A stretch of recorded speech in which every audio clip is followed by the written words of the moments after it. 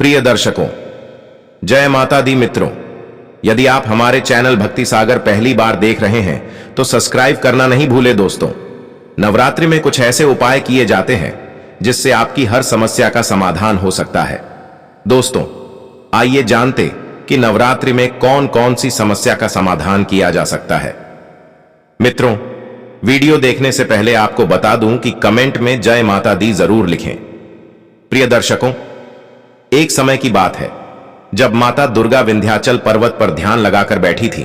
तभी नारद जी माता के सामने आकर माता को प्रणाम कर बोले, हे माता, ऐसी कौन सी उपाय है जिससे गरीब से गरीब मनुष्य धनवान बन सकती है?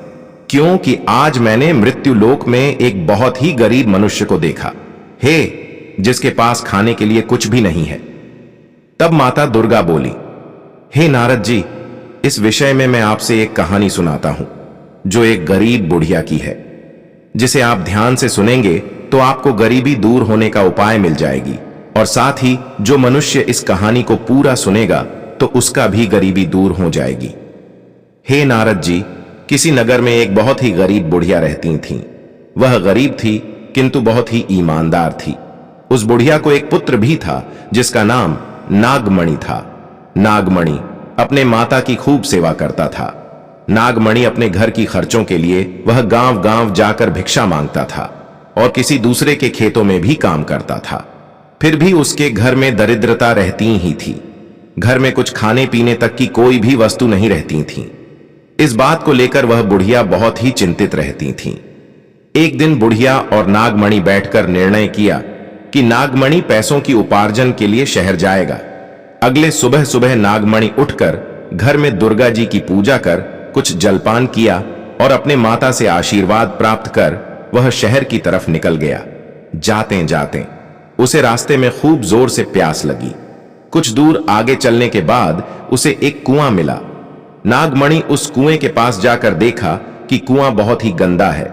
यह देखकर नागमणि बिना पानी पिए ही वापस आने लगा। लेकिन उसके मन में एक विचार आया कि क्यों ना इस कुएं का जल निकाल कर देखा जाए। तब नागमणि उस कुएं का जल जैसे ही निकालकर हाथ में रखा तो वह जल बहुत ही साफ और स्वच्छ थी। फिर वह बड़े आराम से पानी पी लिया और पानी पीकर शहर की ओर आगे बढ़ा। कुछ दूर पर जाने वह एक बनिया की दुकान पर गया और उससे पूछा, महोदय, आपके दुकान पर कोई भी काम मिलेगा? वह बनिया ने गर्दन हिला नहीं में इशारा करते हुए अपने काम में लग गया। तब नागमणि ने फिर आगे बढ़कर दूसरे दुकान में पूछा। वह दुकानदार भी मना कर दिया। इसी तरह नागमणि ने कई दुकान में पूछा, लेकिन कोई उसे नौकरी पर रखने के लिए तैयार नहीं था। अंत में नागमणि घर वापस आ गया। फिर दूसरे के खेतों में फिर से काम करने लगा और उससे जो पैसा मिलता उसी से अपना जीवन यापन करने लगा। धीरे धीरे समय गुजरता गया। एक दिन नागमणि की माता की मृत्यु हो जाती है। अब नागमणि अकेले हो गया। उसका कोई साथ देने वाला नहीं था। कई वर्षों के बाद नागमणि की शादी एक सुंदर, सुशील और सज्जन लड़की से हुई। वह लड़की बहुत ही भक्ति करती थी और अपने पति नागमणि को भी खूब सेवा करती थी। हमेशा नागमणि की सेवा में तत्पर रहती थी। पत्नी की सेवा भाव भक्ति से नागमणि बहुत ही खुश रहता था। एक दिन नागमणि और उसकी पत्नी ने एक छोटा सा दुकान खोलने का निर्णय लिया। फिर दोनों पति पत्नी मिलकर एक छोटा सा दुकान खोल लिया। तब माता दुर्गा बोली, हे नारद जी, विधाता का लिखा कोई टाल नहीं सकता है। नागमणि और उसकी पत्नी दुकान पर खूब मेहनत करता था, फिर भी दुकान से बहुत ही कम पैसा कमा पाता था, जिससे वह अपने घरों के खर्चों में ही लगा देता था। इसी तरह कई वर्ष बीत गए, लेकिन नागमणि की पत्नी पूजा पाठ करना नहीं छोड़ी। कुछ दिनों के बाद नागमणि को एक कन्या रत्न की प्राप्ति हुई। वह कन्या धीरे धीरे बड़ी हो गई और अपने माता के जैसे ही बहुत ही भक्ति करती थी। नागमणि की पुत्री अतिथि को हमेशा सेवा सत्कार करती थी और वह गाय को भी रोटी खिलाती। भक्ति उसमें कूट कूट कर भरा हुआ था। इधर नागमणि की दुकान धीरे धीरे बंद हो गया। अब सभी परिवार चिंता में पड़ गया कि अब कोई सहारा नहीं है। तब नागमणि ने सोचा कि अब हम दोनों पति पत्नी गांव गांव जाकर भिक्षा मांगेंगे। यह सोचकर दोनों पति पत्नी भिक्षा मांगने के लिए घर से निकल गया। इधर नागमणि की पुत्री घर के दरवाजे पर बैठकर सोचने लगी, भगवान से प्रार्थना करने लगी और कहने लगी, हे प्रभु, मेरे माता पिता की दुख को दूर करो। इतने में ही नागमणि के दरवाजे पर एक बुढ़िया की पहुंच गई। तब माता दुर्गा बोली, हे नारद जी, मैं भक्ति से प्रसन्न होकर अपने भक्तों के लिए कुछ भी कर सकती हूं। मैं एक बुढ़िया के भेष बदलकर नागमणि की दरवाजे पर पहुंची और नागमणि की पुत्री को देखकर बोली, पुत्री, मुझे बहुत जोर से भूख लगी है, कुछ खाने के लिए मिलेगा?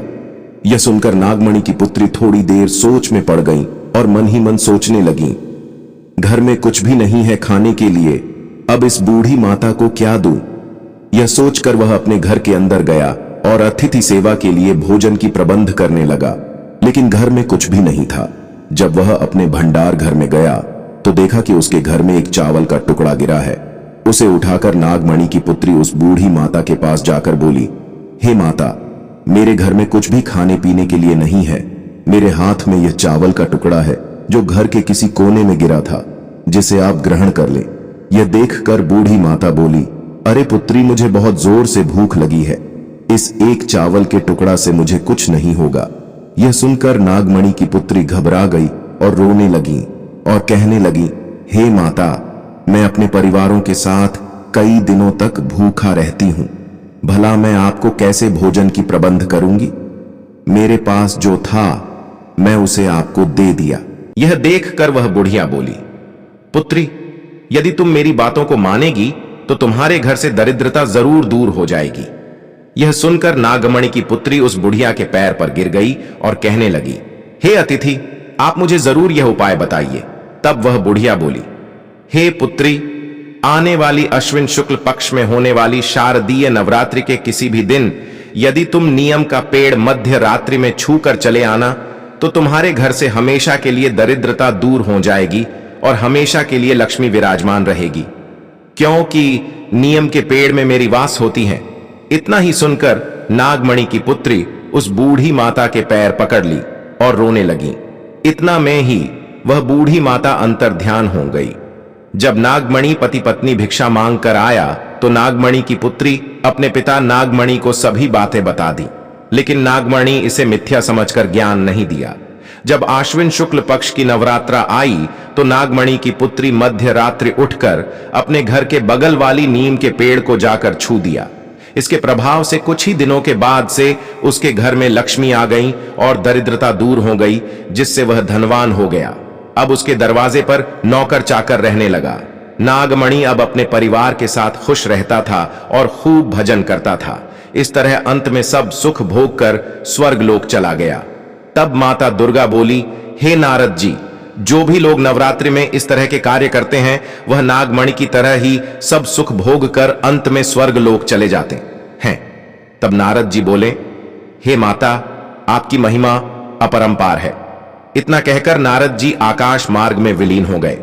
प्रिय दर्शकों, आपको यह वीडियो अच्छी लगी तो हमारे चैनल भक्ति सागर को लाइक, शेयर और सब्सक्राइब जरूर करें, ताकि हमारे चैनल भक्ति सागर के माध्यम से आपको ज्ञान वर्धक जानकारी मिल सके। धन्यवाद।